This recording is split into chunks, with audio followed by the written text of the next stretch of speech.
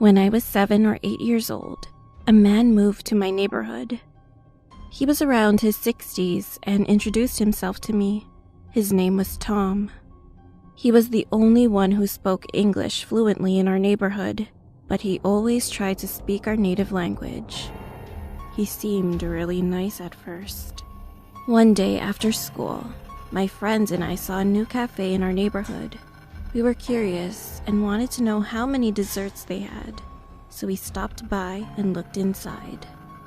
Then we heard someone say, "Hello, kids." He then said, "Come on in. You can have all the desserts you want for free." Without thinking, we went inside and stayed there for 2 hours. After that, we soon stayed there almost every day after school. Everyone started to like Tom. One day, we went to his cafe like we usually did, but for some reason, I felt kind of uncomfortable. Because at some point, I noticed that there were only kids inside his shop. Tom came to me and said, "Hey, I saw you yesterday with a cat. Do you like cats?" I said yes, and he proceeded to talk to me more. He told me that he has 8 cats in his house and showed me pictures of his cats. All of a sudden, one of his pictures from inside his wallet fell to the floor.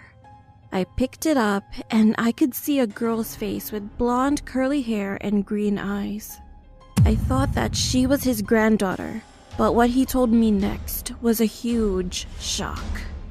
He said, "Oh, this is my wife. She lives in London right now." I was confused because the girl in the picture was just a kid, maybe 14 or 15 years old. I thought that he was lying or something. Then I got up. "Oh, I forgot. My mom is waiting for me." So I quickly left the shop and went back home. Then I just hugged my mom. The next day when I got to school, there were policemen everywhere. I didn't understand what was going on. Then one police officer walked over to me and he said, "Kid, you have to come with us." They also called my parents, so we went to the police station together. It turned out that Tom's warrant was served. They found lots of data on his computer about the young girls who were raped by him. He even lied about his name. His real name was Hardin. The worst and most horrible thing was when they entered his room.